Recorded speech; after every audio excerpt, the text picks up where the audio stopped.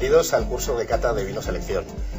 Para iniciarnos en este apasionante mundo del vino me acompañan Maribel, Juanjo y yo soy Jaime. Vamos a empezar sucintamente definiendo lo que es el vino. El vino es una de las bebidas más complejas que conoce el ser humano. Más de 1000 compuestos distintos entran a formar parte de su composición. Para desentrañar todos estos secretos y otros muchos que vamos a avanzar en este curso de cata, vamos a contar con la definición de, primero, lo que es catar. Y para eso Juanjo nos va a echar una mano. Bueno, pues catar, como su nombre indica, es apreciar las diferentes cualidades que tiene el producto, ¿no? Para eso usamos los sentidos. Primero usaremos el sentido de la vista, pues para ver los colores y los matices de esos colores. Usaremos el sentido del olfato para ver los aromas, la infinidad de matices que nos van a dar esas 1000 sustancias que decía Jaime. Nos van a dar una complejidad tremenda en los vinos, ya veréis. Y luego usaremos la boca y para ver las sensaciones táctiles que tiene el vino, para ver la cantidad de sabores, de aromas, de retrogusto, la complejidad que tienen estos productos. Pero esto es una cosa sencilla, divertida, que lo único que hacer es entrenarse. Y para entrenarnos vamos a coger 12 vinos que nos va a presentar Maribel. Para ilustrar este curso de cata hemos seleccionado 12 magníficos vinos que representan perfectamente el panorama vitivinícola español. Contamos con un cava de la zona de San Sadurní de Noya, 2 vinos blancos, uno joven y otro fermentado en barrica, un rosado del año y 8 vinos tintos, en los que vamos a poder apreciar sus distintos tiempos de envejecimiento. Vamos a hacer 2 tipos de comparativas, una con el mismo vino tinto, criado en 2 tipos de barrica, una en roble francés y otro en roble americano. Y vamos a finalizar con la comparativa de las 2 zonas emblemáticas españolas, Rioja versus Ribera. Bueno, y vamos a comenzar el curso de cata. Hay 3 elementos básicos que no pueden faltar. Debemos tener un buen grupo de amigos que nos van a acompañar en la cata. Lógicamente unos magníficos vinos, que también los tenemos. Y como tercer ingrediente contamos con las copas.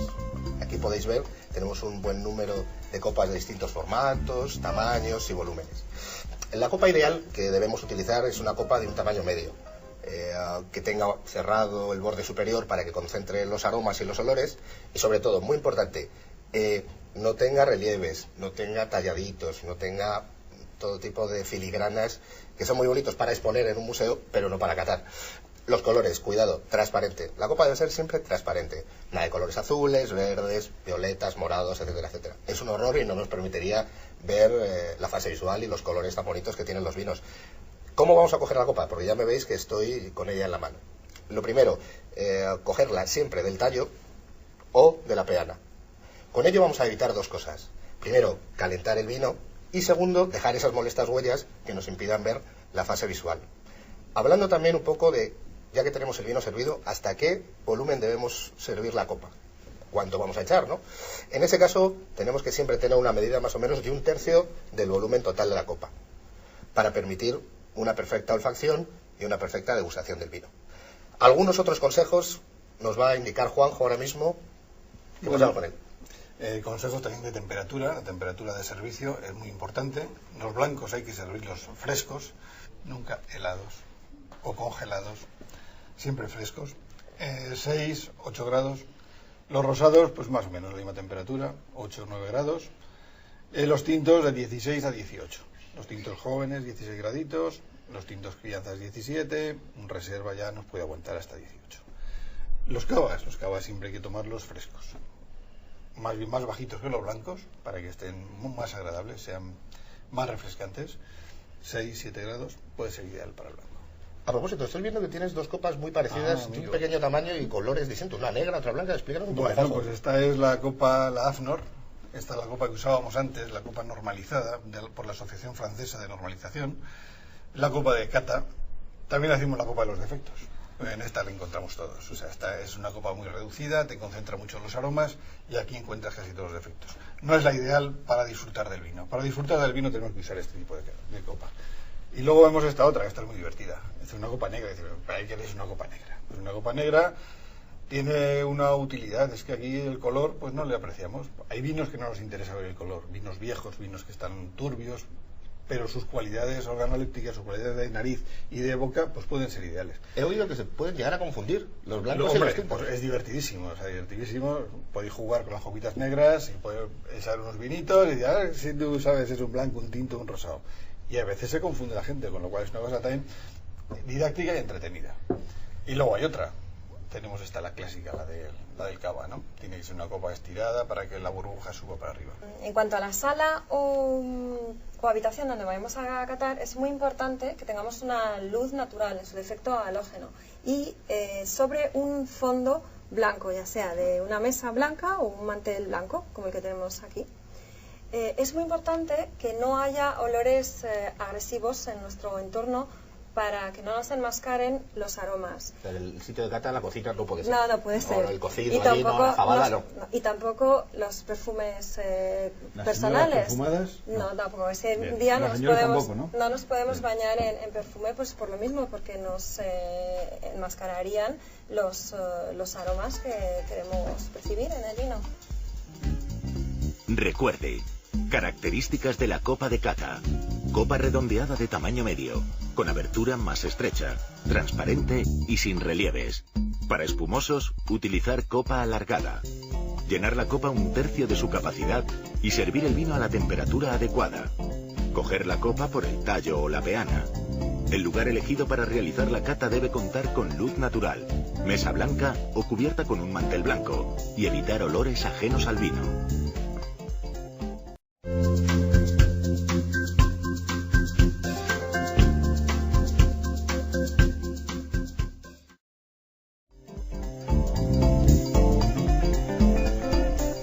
A la hora de servir el vino, evidentemente, es muy importante el envase, el recipiente donde lo servimos y donde lo vamos a degustar. Aquí tenemos 4 tipos de copas. Tenemos 2. Esta es la más amplia, la llamada Borgoña. Es una copa que es muy amplia, muy abierta, que nos sirve para que los vinos tintos se nos abran, se nos expresen más, se nos oxigenen. Evidentemente lo usaremos para vinos tintos ya con una cierta edad. Esta es la Bordelesa, es una copa en la que los vinos tintos no hace falta que se oxigenen tanto, es una copa donde nos recoge más los aromas y para vinos más jóvenes y vinos que no necesiten expresarse tan rápidamente, esta es una copa muy, muy buena. Luego tenemos otras 2 copas que nos sirven para los vinos blancos espumosos. La tendencia actual es utilizar las mismas copas tanto para los blancos como para los tintos, pero desde siempre se ha utilizado una copa más pequeña, de menor capacidad, para que el vino se conserve más fresco. Por último, tenemos esta copa para espumosos, denominada copa flauta. La podemos reconocer porque tiene el cáliz más alargado y más estrecho. Esto hace que la burbuja fluya.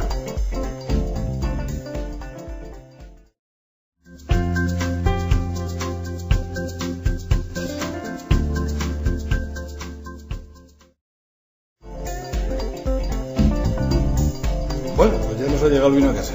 ¿Qué hacemos con él? Pues la manera para conservar los tintos es mantenerlos en posición horizontal, para que el tapón esté siempre húmedo en contacto con el vino.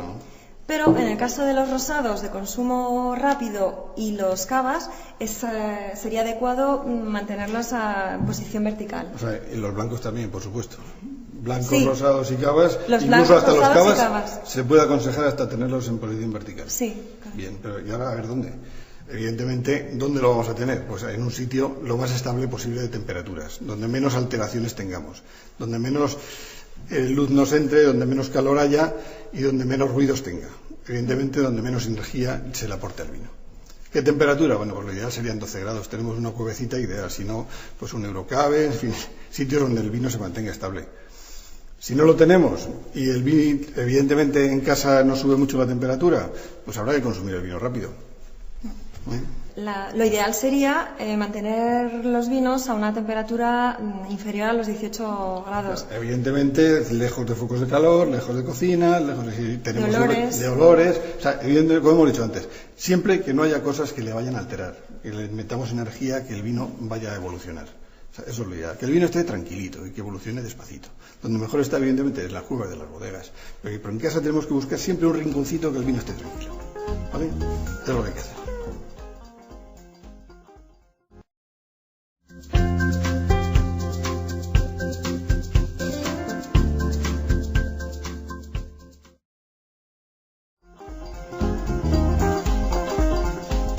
Bueno, pues aquí tenemos dos aparatos, son dos decantadores. ¿Para qué nos sirven? Bueno, pues nos sirven para airear y para decantar.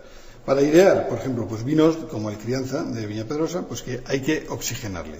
Entonces lo vamos a vaciar sobre el decantador, que caiga con fuerza para que el vino rompa y el vino se vaya oxigenando. En este vino, como es un vino relativamente joven, no vamos a encontrar sedimentos, con lo cual no necesitamos tener el cuidado que vamos a necesitar en el siguiente vino.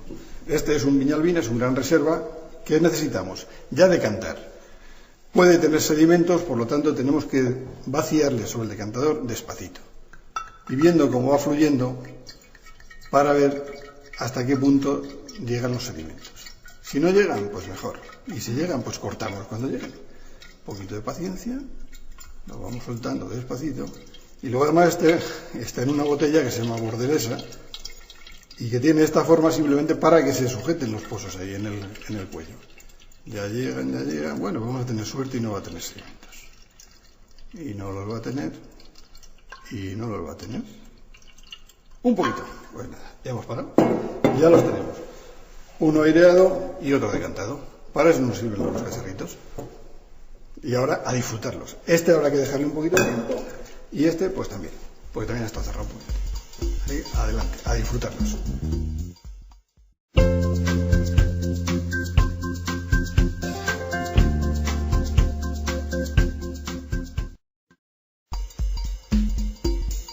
Vamos a empezar viendo los diferentes tipos de vinos.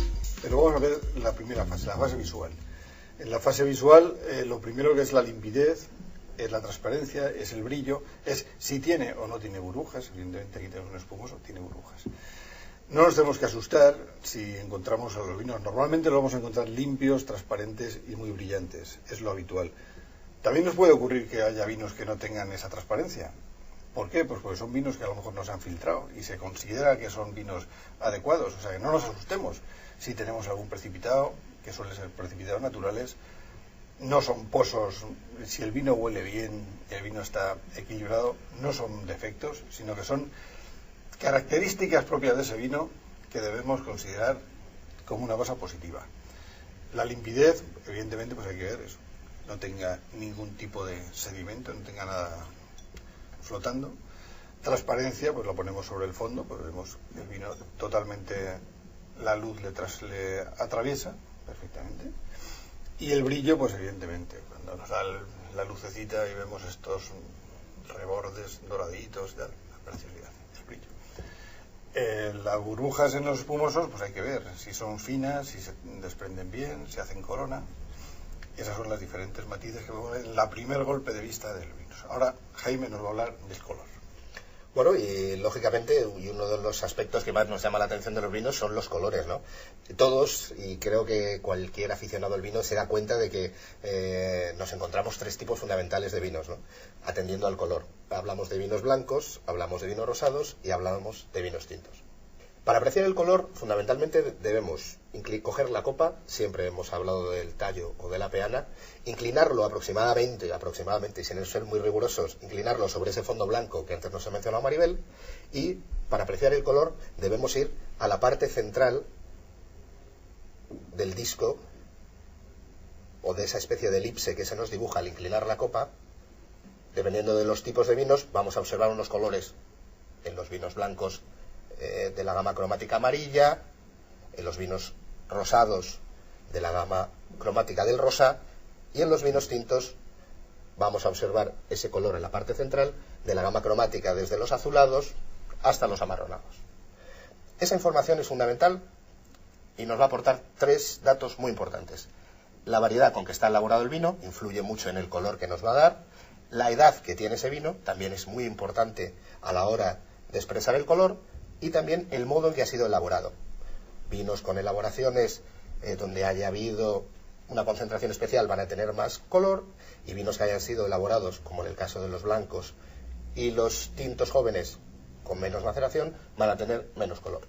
Ese es el concepto de capa o cantidad de color que tiene el vino. También inclinando sobre la superficie blanca y en esa zona central que antes hemos descrito, vamos a poder ver la cantidad de color que tiene o lo intenso que es el color en esa franja. Un truquillo, ponemos el dedo debajo. En el caso de los tintos, Si no nos permite ver con claridad el dedo al otro lado de la copa, estamos hablando de que es un vino con una capa muy alta, tiene gran intensidad de color y es un vino muy concentrado. Nos va a hablar de que es un vino estructurado y potente. Si, por otro lado, al poner el dedo al otro lado de la copa, estamos viendo con bastante nitidez o bastante claramente el dedo, nos está hablando de que tiene menos capa o menos intensidad de color. El color de los vinos se debe fundamentalmente a un compuesto o a un conjunto de sustancias que se llaman polifenoles. Es un palabrejo quizás técnico y científico, pero bueno, son los que le suelen dar el color a los vinos. La mayoría de los mostos, o por no decir el 90%, son mostos incoloros, no tienen color. En el contacto con los ollejos de la uva es donde el vino tinto toma su color. Es decir, el mosto es incoloro y al estar en contacto con el ollejo se tiñe del color rojo o tinto que conocemos, y eso es lo que le produce o lo que nos aporta el color al vino.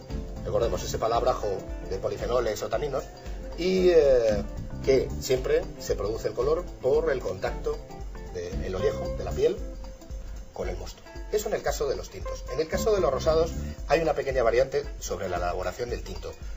No pensemos que el rosado se hace mezclando vino blanco y vino tinto.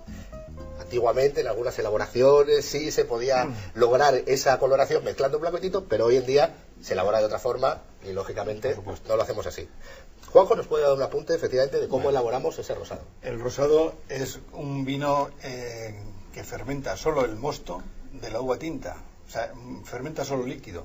¿Por qué tiene ese color? Porque hemos tenido muy poquito tiempo en contacto la piel con el líquido. Y por último vamos a ir a la explicación del color del vino blanco. El vino blanco, como hemos hablado de ese mosto transparente que no tiene color, en el caso de las variedades blancas, de la mayoría de las variedades blancas, su ollejo no tiene color, es transparente. No hay contacto entre la piel y el ollejo y ese mosto blanco sale de una coloración amarilla pálida en la primera prensada. Por eso los blancos tienen ese color. Última curiosidad y último detallito para mencionar. ¿Podríamos hacer nosotros de una uva tinta un vino blanco? ¿Es posible, Juanjo? Pues sí, señor, es posible. Hay variedades, por ejemplo, la Pinot Noir, en todo caso, es el caso más, diríamos, emblemático. La Pinot Noir es una uva que tiene muy poquito color en el ollejo, es tinta, y se hacen vinos blancos con ella. Sobre todo se hacen los champán. ¿Cómo lo hacemos? Pues muy sencillo. No hay que triturarlas prácticamente nada, hay que cogerlas enteras y meterlas a la prensa. En la prensa entran, aprieta despacito y sale un zumo que no ha estado nada en contacto con el ollejo y sale prácticamente blanco. Y son uvas tintas, ¿eh?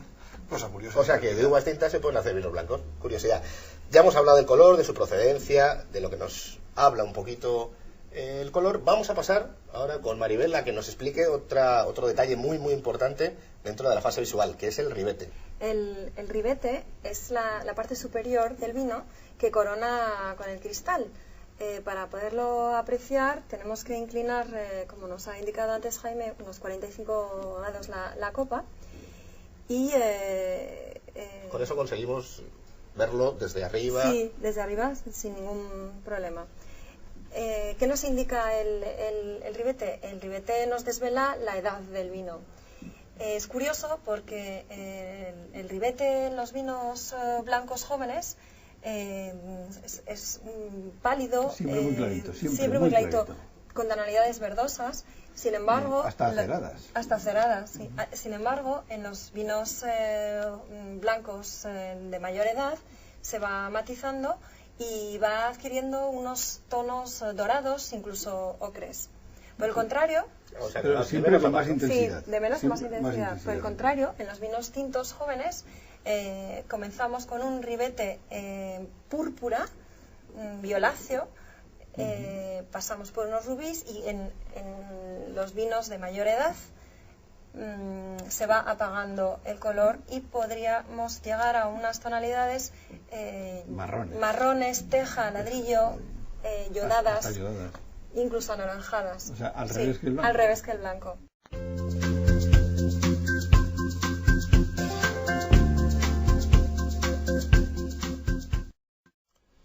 Bueno, vamos con los blancos, con los colores de los vinos blancos. Tenemos un color amarillo, pajizo, pálido, casi acerado, prácticamente sin color. Estos son los vinos blancos que se elaboran en virgen, prácticamente sin nada de contacto con el ollejo, conseguimos que no se transfiera nada de la materia de la uva al líquido, y entonces tenemos los vinos absolutamente casi incoloros. Son los vinos blancos jóvenes, ejemplos, por ejemplo, las ruedas. Luego tenemos otro tipo de vino blanco que es el espumoso. Aquí ya tenemos un color un poquito más subido, es un color amarillo pajizo, con algún reflejo dorado, también algún tono verdoso, con su característica burbuja fina que va desprendiéndose. Y luego tenemos otro color en los vinos blancos, que ya es un vino con un color más subido, un color amarillo, dorado. ¿Por qué tiene más color? Porque este vino ya tiene más edad. Los taninos de la uva blanca... Entonces, efectivamente, hemos visto en el primero joven y aquí más edad. Y además otro tipo de elaboración. Estos vinos normalmente están elaborados en contacto con madera. ¿Qué le aporta la madera? Le aporta pues taninos que cuando evolucionan van cogiendo estos colores dorados. O sea que no solo la vejez, sino también el Y paso por también madera. el paso por madera es la elaboración. O sea, un vino que se ha elaborado en virgen, prácticamente sin nada de contacto con los joven. Un vino que se ha elaborado en virgen, pero con un contacto con otra cosa, que son las levaduras, y con un poquito de envejecimiento, que son los cavas. Y un vino que se ha elaborado, en principio en virgen, se ha dejado pasar tiempo y ha estado en contacto con madera, con un color amarillo dorado, muy limpio, muy brillante. Aquí tenemos las tres gamas de los vinos que vamos a tener. Ahora vamos a ver los rosados. Vamos a ver los colores de los rosados. Tenemos dos claros ejemplos de dos vinos rosados, un joven y un viejo. El rosado joven tiene que tener unas tonalidades frambuesas, rosas, muy vivos como este, y esto nos indicaría el consumo óptimo de este vino. Cuando un vino evoluciona, vira a otro tipo de tonalidades más anaranjadas, que sería, en este caso, se llamaría piel de cebolla o ojo de perdiz, y esto es un ejemplo de un vino que debería haber estado consumido hace ya 2 años. Que si comparamos, hay una falta de brillantez aquí en el viejo. Sí, sobre todo más marrones. O sea, sí, estos marrones. tonos, tenemos que huir de estos tonos tan ocres, tan marrones en un vino rosado. Perfecto, pues yo creo que después de esta explicación, tanto en blancos como en rosados, Te tocan los tintos. vamos con los tintos, efectivamente. Los colores que podemos encontrar en los tintos, antes hemos hecho un repaso, y cómo verlos, apreciar el color, tanto el matiz como el ribete, y la evolución, como hemos hablado, es directamente proporcional al tiempo. En vino joven, en este caso la primera copa, estamos hablando de un vino joven, un vino con tonalidades rojizas, un cereza picota muy intenso en el centro, y en el ribete estamos apreciando un color púrpura cardenalicio. Estamos hablando de un vino muy, muy, muy joven, elaborado en el año. El siguiente ejemplo que tenemos es un vino de crianza. Aquí, esos colores tan rojos, tan vivos, tan violáceos. En el centro del vino sí mantenemos un rojo cereza picota muy intenso, pero el ribete vamos viendo que evoluciona hacia el tono granate. Hemos perdido ese violáceo azulado y hemos tirado un poquito más hacia el rojo, viendo granates ya en ese ribete. Vamos un escalón más para allá. Tenemos un poquito más de crianza. Vamos a un vino de reserva. En este caso, en el vino de reserva, en el centro del vino vamos a apreciar el color. Ese color podemos hablar de un cereza guinda, ya no es un cereza picota madura, sino es un cereza guinda. ¿Con toques rubíes? Con un toque rubí. Y vamos a apreciar perfectamente aquí en el ribete que tenemos ya una tonalidad teja o ladrillo. Típico ladrillo, árabe o teja árabe. Estamos viendo ya en ese ribete, en esa zona donde pierde ya el vino más intenso y color, un tono ladrillo. Hemos ido pasando por el violáceo, el granate y ahora el ladrillo en un vino de reserva.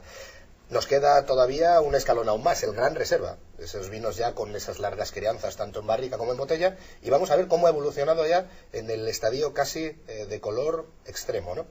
En el centro podemos ver ya esos tonos rubís ya con muy poca capa, esa intensidad de color que veíamos antes haciendo el pequeño truco del dedo por debajo. Vemos perfectamente el dedo, lo estamos viendo por debajo, hay poca cantidad de color. En el centro ya hemos dicho que hay unos tonos rubís, y en ese ribete, es un ribete muy claramente definido, donde hay marrones. Hemos pasado de violáceos a granates, a tejas, y aquí ya hay marrones. Hemos visto perfectamente la evolución en esos estadios de crianza distinta, un vino joven, un crianza, un reserva y un gran reserva, cómo ha ido evolucionando tanto el color como el ribete. Y con esto hemos visto la evolución cromática que siguen los tintos evolucionando con el tiempo. La fase visual creo que queda cerrada y podemos pasar a la siguiente fase del curso de cata, como no, la fase olfativa. Recuerde, observar la apariencia del vino, limpidez, transparencia, brillo y la existencia o no de burbujas. Para apreciar el color del vino, inclinar la copa 45 grados sobre fondo blanco y observar la parte central del disco o elipse. La capa nos aporta información sobre la elaboración del vino. El ribete es la parte superior del vino que corona con el cristal. Observar con copa inclinada nos desvela la edad del vino.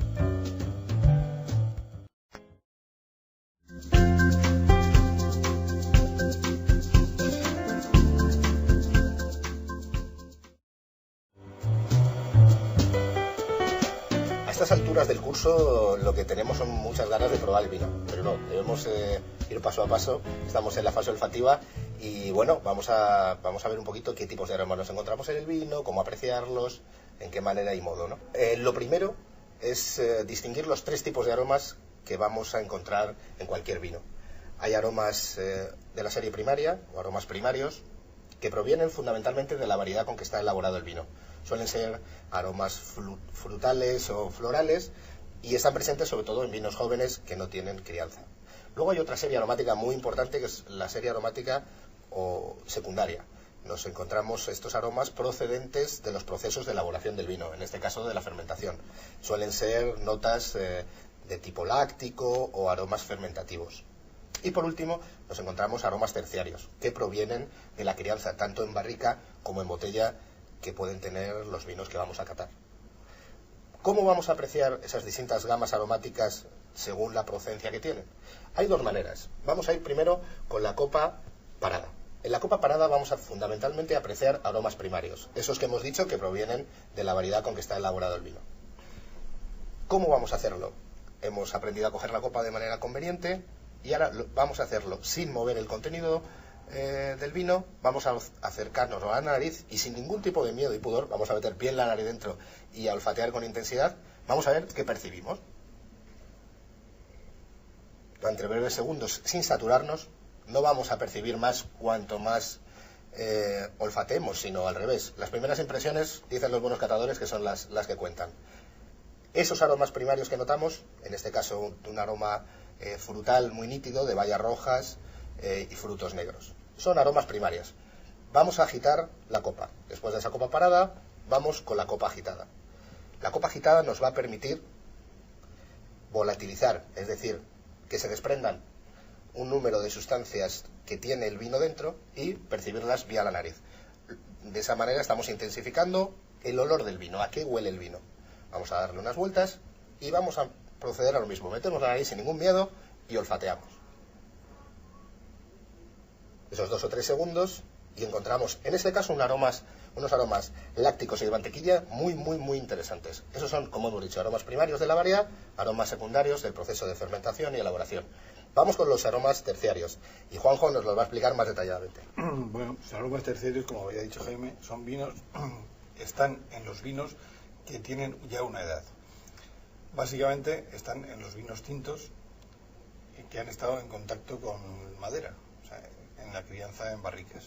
Entonces ahí tenemos los aromas especiados, los aromas tostados, aportados por la madera. Eso es lo que muchas veces decimos que es aromas complejos y es el bouquet del vino. Son aromas terciarios, son aromas que ya de vinos ya maduros, de vinos ya hechos. Que el bouquet lo estamos asociando a vinos ya maduros, con crianza, tanto crianza en madera como crianza en botella, porque también en la botella tiene su crianza el vino. O sea, no creéis que en la botella se metes el vino y se queda solo, ¿no? El vino va evolucionando también en la botella. Y va cogiendo esos aromas de reducción, que muchas veces comentamos, que son de cueros, que son de tabacos, en fin, son aromas terciarios que nos dan el bouquet. Evidentemente, en un vino blanco joven nunca podemos hablar de bouquet. Tenemos que hablar siempre de un bouquet en vinos de cierta crianza. Habrá blancos que tendrán bouquet, pero habrán sido blancos de crianza. O sea, nunca blancos jóvenes. O sea, que en los tintos es en lo que normalmente más encontramos los bouquets. El curso de cata cuenta con un juego de aromas que nos van a servir para perfectamente identificar de manera separada los aromas que se encuentran en el conjunto de cualquiera de los vinos. Es siempre hemos oído la típica frase de el vino huele a vino y a poco más, ¿no? Esa sustancia o esos aromas vinosos que podemos encontrar en un blanco, en un tinto o en un rosado. Nada más lejos de la realidad. Hay aromas perfectamente definidos e identificados. Este juego de aromas nos va a ayudar perfectamente a identificar de manera separada si un blanco, nos encontramos ante un blanco joven y tiene unas características, en este caso pueden ser de piña, pues encontrar ese matiz yendo al juego de aromas e identificando que efectivamente no solo los que los catadores nos cuentan es verdad, sino que existen esos aromas que nos recuerdan a sustancias que tenemos en la naturaleza. Es un juego, es una manera muy lúdica y divertida de encontrar esos aromas por separado y empezar a diferenciar y a elaborar un archivo olfativo. Creo que es algo lúdico y muy divertido y nos lo vamos a pasar muy bien. Yo creo que después de este conjunto de enseñanzas podemos pasar ya a la fase olfativa de cada uno de los vinos que van a componer el curso de cata. Entonces, sin más, vamos a pasar a ellos.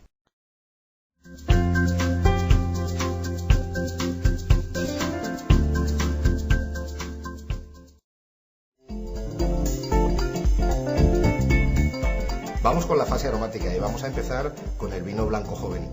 Hemos elegido en esta ocasión un magnífico representante de las variedades aromáticas en España. Como no, el Sanz clásico está elaborado con una de las estrellas de nuestra viticultura nacional, la uva verdejo. También lleva un pequeño porcentaje de viura, pero fundamentalmente la característica aromática se le va a conceder la verdejo. Podemos encontrar a copa parada las primeras sensaciones, sobre todo de la gama herbácea, también algunas notas tropicales de frutas, como es en el caso de la piña. Y si vamos a copa agitada, nos vamos a encontrar la característica fundamental de la verdejo, que en este caso son unas notas balsámicas y anisadas que hacen muy especial y muy reconocible a esta variedad verdejo. En nuestro juego de aromas, precisamente, podemos encontrar el aroma de piña y el aroma vegetal de hierba recién cortada como ejemplo de los dos aromas que vamos a encontrar en este Sanz clásico, representante de vino joven y, como hemos dicho, sobre todo notas frutales y notas vegetales. Continuamos con la fase olfativa. En este caso hemos cogido como representante del blanco en contacto con madera un pavo de Cirsus Chardonnay fermentado en barrica. Nos hemos ido precisamente a la zona quizás donde la uva Chardonnay se expresa mejor en todo el ámbito nacional. Navarra, no podía ser de otra forma. Y hemos cogido quizás una de las variedades más emblemáticas del mundo para tener contacto con madera, como es la Chardonnay. Pavo de Cirsus, una moderna bodega con la más alta tecnología y un viñedo con unas características bioclimáticas que permiten expresar toda la fuerza de la variedad. Después de estos breves apuntes sobre la bodega y la variedad, vamos a ver efectivamente qué nos ofrece este vino en esa fase olfativa y qué nos está diciendo tanto la variedad como ese toque de fermentación en madera. Vamos a copa parada a ver qué notas nos está ofreciendo el vino.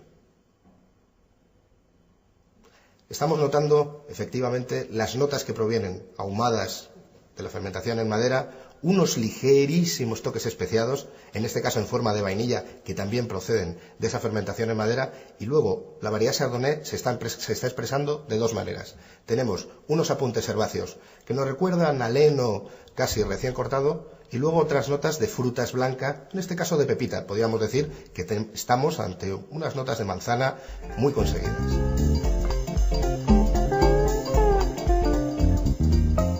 Vamos con la fase olfativa, en este caso de nuestro vino espumoso.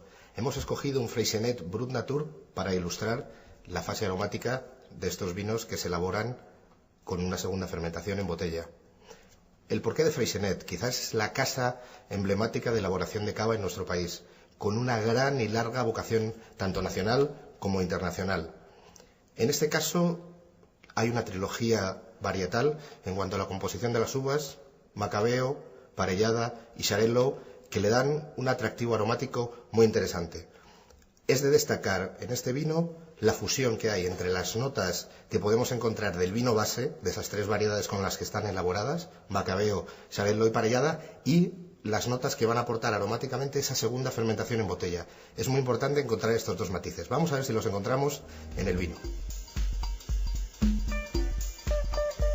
Efectivamente están presentes las notas varietales, sobre todo frutales y florales, que aportan las 3 variedades de uva, están muy presentes en el vino, sobre todo en forma de manzana. Vamos a ver si notamos lo que aporta esa segunda fermentación en botella que caracteriza a los vinos espumosos. Y efectivamente también la tenemos de una manera muy clara, sobre todo en forma de notas de frutos secos y pan tostado. Son notas muy características de esa segunda fermentación en botella y propias de los vinos espumosos y muy particularmente de los tocadas. Para ilustrar la fase aromática de un vino rosado hemos escogido en este caso un señorío de Sarria, viñedo número 5. Lo hemos escogido principalmente por 2 razones. La primera, Navarra es la zona o denominación de origen de referencia en la elaboración de rosados a nivel mundial. Sus rosados gozan de fama nacional e internacional y quizás son los vinos más emblemáticos y por eso nos hemos desplazado hasta allí para presentar este rosado. Y la segunda razón es la variedad Garnacha, que es quizás la variedad que mejor se expresa elaborada en rosado. Nos ofrece una cantidad de matices aromáticos muy importantes, sobre todo de la serie frutal y más concretamente de las frutas rojas. En este caso también complementada perfectamente con algunas notas herbáceas que le dan ciertos tonos de frescura. Vamos a iniciar la cata y vamos a ver cómo esa Garnacha, casi diríamos de unos 50 años de edad que tiene ese viñedo número 5, un viñedo muy especial, ¿qué nos ofrece? Vamos a la cata. Efectivamente, notamos esa serie aromática de frutas rojas muy nítidas. El primer plano aparece una fresa casi de libro. Estamos percibiendo la fresa. Yo sé que estáis oliendo en casa y estáis viendo que esa cantidad de fresa es muy potente. También acompañada con alguna nota ligerísima de grosella y un ligero fondo herbáceo. Y ahora quizás vamos dentro de la fase olfativa a uno de los aspectos que más siempre nos preocupan, nos ocupan, y para ver diferencias entre un roble americano, un vino criado en roble americano, y otro criado en roble francés. ¿Qué características aromáticas aportan uno y otro roble? Y vamos a verlas de una manera muy curiosa. Hemos conseguido, partiendo de un solo vino, hacer las crianzas en un roble americano y por otra parte en roble francés. Y así poder ver cómo se comporta ese mismo vino bajo las características del americano y bajo las características del francés, y así aromáticamente poderlas apreciar. Nos hemos ido en este caso a Finca Antigua. Es una bodega situada en La Mancha y con la variedad reina española, como no, la Tempranillo, que nos va a ayudar a expresar, si cabe aún más, esas diferencias, pero sobre todo fijándonos en los aspectos de la crianza, en una crianza en roble americano y en otra en roble francés.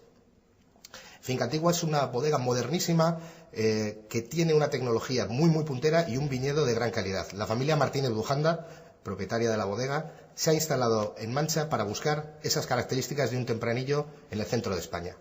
Bien, sin más, vamos a ir viendo cómo notamos la diferencia entre el vino criado en roble americano y el roble francés. Vamos a empezar por el roble americano y aromáticamente qué características nos ofrece.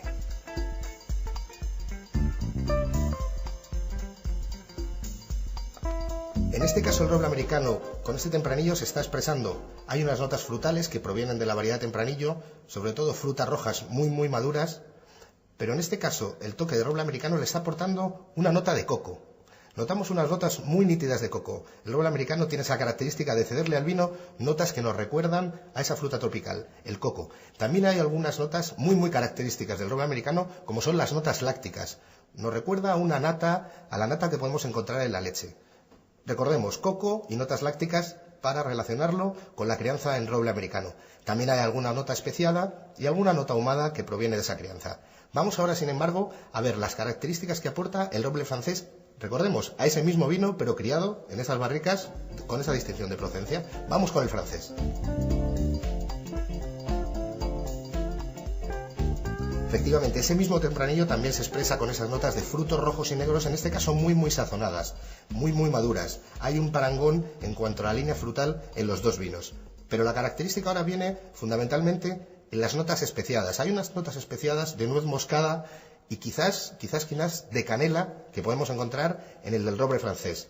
También hay otra muy característica de pastelería. Nos recuerda a la infancia cuando entrábamos en una pastelería y oíamos esas notas de levadura y de pan tostado que las tenemos en esas notas que nos aporta el roble francés.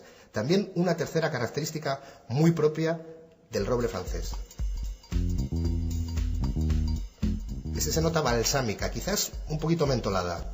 También es una nota muy característica del roble francés. Hemos visto cómo un mismo vino se expresa de maneras distintas según el tipo de crianza que ha tenido y según el origen de esas barricas. Recordemos, americano por un lado y francés en otro. Espero que os haya servido. Bueno, para sintetizar un poco todo lo que hemos estado hablando, tanto las fases, la copa parada, agitada, los distintos tipos de aroma, primario, secundario, terciario, el bouquet que hemos estado hablando y ese apoyo importante de la caja, al final los vinos huelen a un montón de aromas, ¿no? La comunidad científica y los estudiosos se han dedicado un poco a agruparlos en series aromáticas que tienen características comunes y que nos permiten un poco mencionarlos o nombrarlos, ¿no? Hay algunas de ellas, luego las veremos reflejadas, pero las más importantes y que solemos todos manejar y que tenemos más en la mente suelen ser series frutales, donde podemos encontrar frutos rojos, frutos negros, bayas silvestres, series vegetales, donde podemos apreciar distintos tipos de vegetales, senos, césped recién cortado, etcétera, etcétera. Y luego fases florales, también muy propias de vinos jóvenes, con toda la serie aromática de rosas, jazmines, etcétera, etcétera. Este es un poco los mecanismos de la serie olfativa o aromática. Hemos aprendido a oler, hemos aprendido a identificar esos aromas, de qué manera y cómo hacerlo, y bueno, y sin más vamos a pasar ya a la fase gustativa. Recuerde, existen 3 tipos de aromas: primarios, procedentes de la uva; secundarios, procedentes del proceso de fermentación; y terciarios, generados por la crianza. Para examinar los aromas, aproximar primero la copa a la nariz sin agitarla. Así percibimos los aromas primarios. Después, agitar ligeramente la copa. Así se liberan los aromas secundarios y terciarios.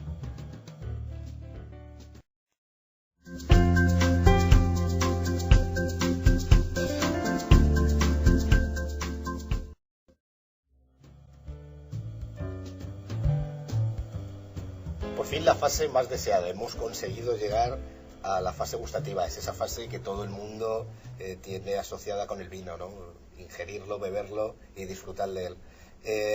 Ya que hemos conseguido llegar hasta ella, vamos a desglosarla un poco y a hacer algunos apuntes teóricos de las fases que tenemos que apreciar y las distintas sensaciones que vamos a apreciar con el gusto, ¿no? En el hecho de ingerir un poco de vino hay muchos factores y muchas sensaciones que se producen. Las papilas gustativas de la lengua siempre tienden a expresarnos distintas sensaciones. Hay 3 fundamentales o 3 grupos fundamentales de sensaciones que vamos a percibir a la hora de ingerir un poquito de vino, ¿no? Fundamentalmente sensaciones de tipo táctil, es decir, hay sensación de solidez, a pesar de que estamos hablando de un líquido, como es el vino, tiene unas sustancias, que luego hablaremos de ellas, que se llaman taninos, que le confieren casi las propiedades de un sólido.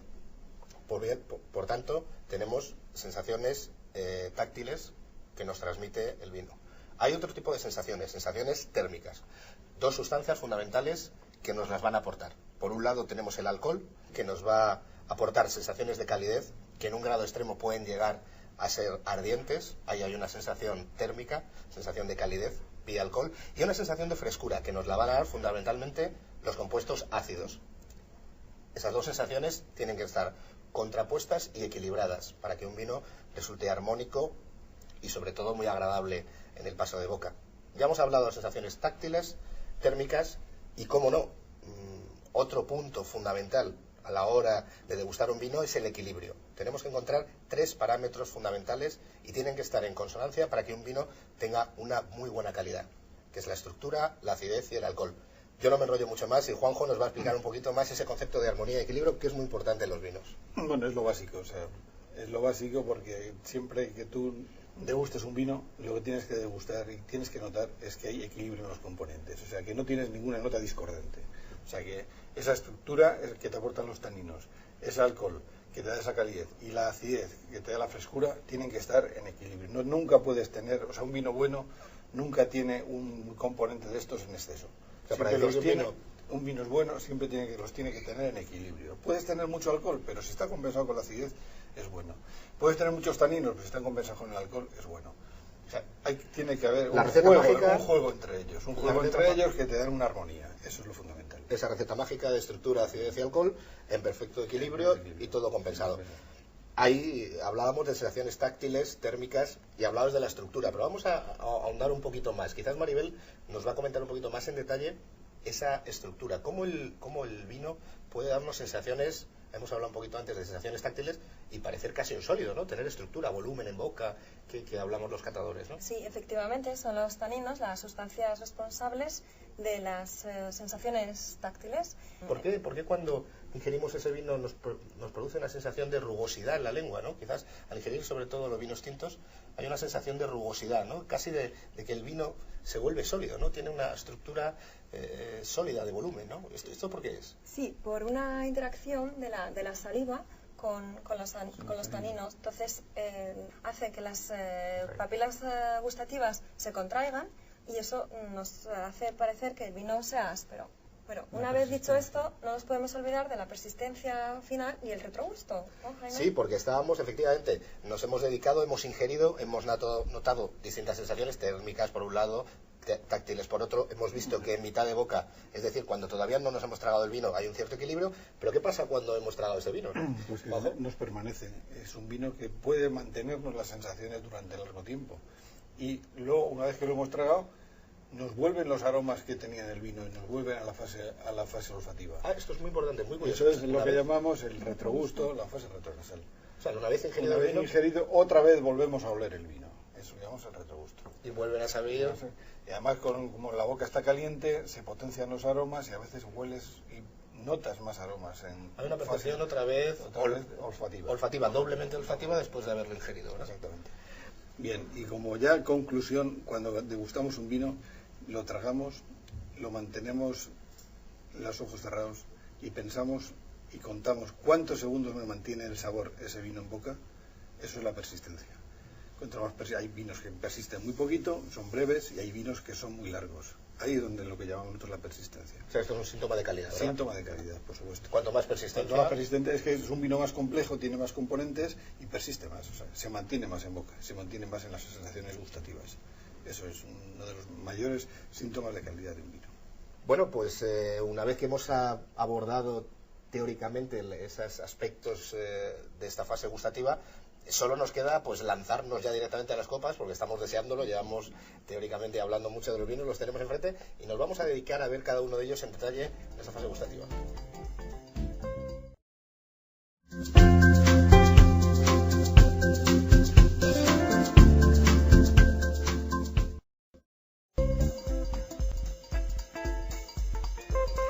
Vamos con la fase gustativa y como ejemplo de vino joven, en este caso tenemos Primero de Fariña. Es un vino muy especial, elaborado con la técnica de maceración carbónica, que va a potenciar que notemos en boca caracteres mucho más frutales. Hemos escogido también Fariña por otra razón. Está elaborado 100% con una magnífica tinta de toro. Es una uva muy característica de la denominación de origen y que también nos va a aportar unas características muy especiales a nivel táctil. Vamos a empezar un poco a ver qué sensaciones nos va a transmitir el vino a nivel organoléptico, en este caso en la fase gustativa.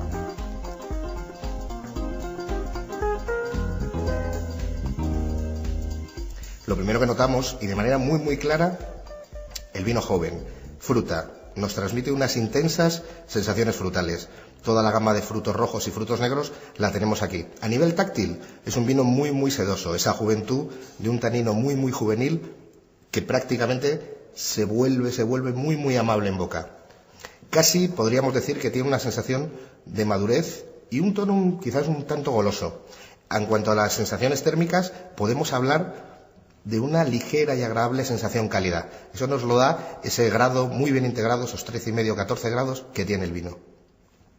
En conjunto, hablamos de un vino muy maduro, con enorme carácter frutal y muy redondo. Y vamos a entrar ahora con nuestro tinto crianza. En este caso hemos escogido un Enate Crianza Tempranillo Cabernet. Hemos escogido precisamente este crianza porque es el paradigma y quizás el buque insignia de Bodegas Enate, una bodega joven, con una trayectoria de 15 años y de una pujante denominación de origen somontano. Hay que tener un concepto claro al hablar de este vino en la boca, el concepto de equilibrio entre fruta y madera que nos transmite todo crianza y Al margen de eso hay un detalle muy interesante. Vamos a hablar de Tempranillo y de Cabernet. Estas dos variedades van a sumar características tanto táctiles como sápidas en la boca. La Tempranillo nos va a aportar una elegancia y una madurez en boca, y la Cabernet nos va a dar estructura y una acidez que le va a dar mucha frescura en mitad de boca.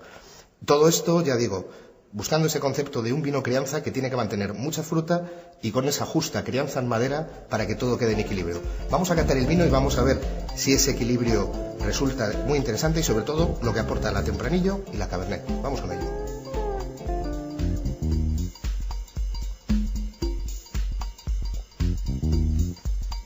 Quizás la palabra que define al vino es equilibrio. La Tempranillo nos da un soporte, una sedosidad, un tanino muy amable que desliza la boca. Quizás podríamos hablar de unas sensaciones aterciopeladas, sensaciones táctiles muy aterciopeladas. Ese Cabernet Sauvignon nos está dando un soporte estructural y también nos está dando una acidez muy viva que permite que el vino sea muy fresco y persista y haga ágil su paso de boca. En cuanto a las sensaciones de madera, podemos decir que no son nada exageradas, están muy bien estructuradas y nos dan un leve, suave tostado que nos da una persistencia en la vía retronasal. Como decíamos, un excelente ejemplo de lo que es un crianza que respeta tanto la fruta y una madera muy bien integrada en el conjunto.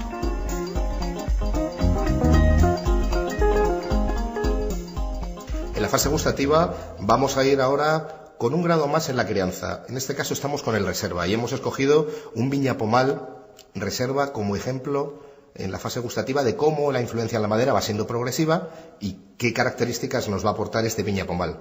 Bodegas bilbaínas, como no, una bodega centenaria, desde el barrio de la Estación en Haro, nos va a ofrecer uno de sus tempranillos más clásicos, con pequeños apuntes de Graciano y Mazuelo, que también le van a aportar en boca algún toque de acidez y algún toque de frescura.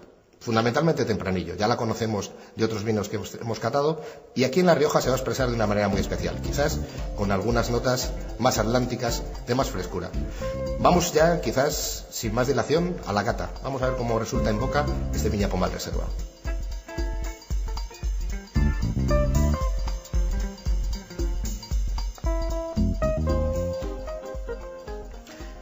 Una vez nos encontramos ante un vino de reserva. Hay un detalle importante que debemos tener en cuenta.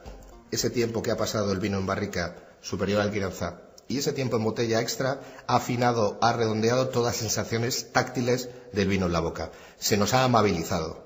Es decir, ha perdido un poco de carácter frutal, pero ha ganado todas las sensaciones que aporta la madera. Sobre todo, ya digo, a nivel de sensaciones táctiles, el vino se va redondeando, se va equilibrando, se va haciendo más amable en su paso de boca.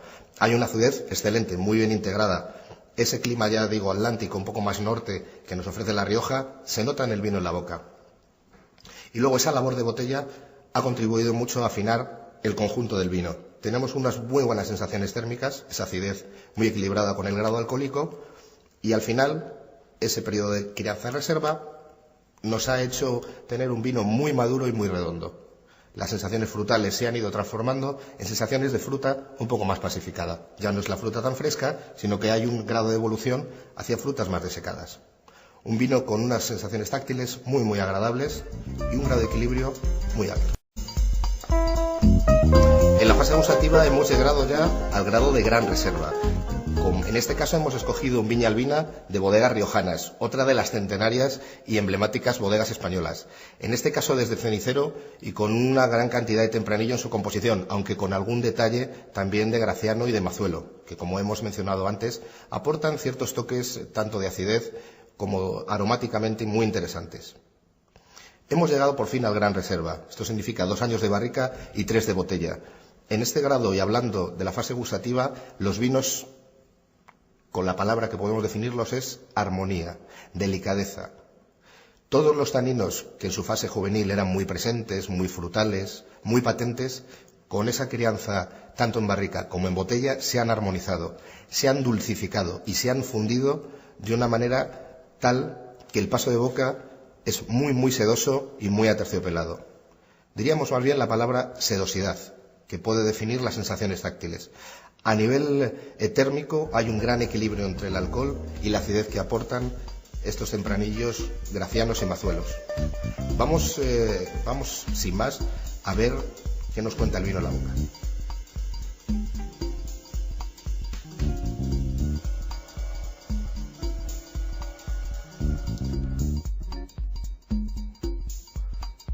vino es muy sedoso. Las sensaciones táctiles en la boca se desliza. El vino tiene un deslizar magnífico. Hay una acidez muy interesante que le da viveza y largura. Es un detalle muy importante en los Gran Reservas tenerlo en cuenta a nivel organoléptico en la boca. Esa acidez permite que el vino se prolongue su vida y llegue hasta nuestros días todavía vivo. En este caso el vino tiene una corpulencia media, pero esa acidez le ayuda a persistir.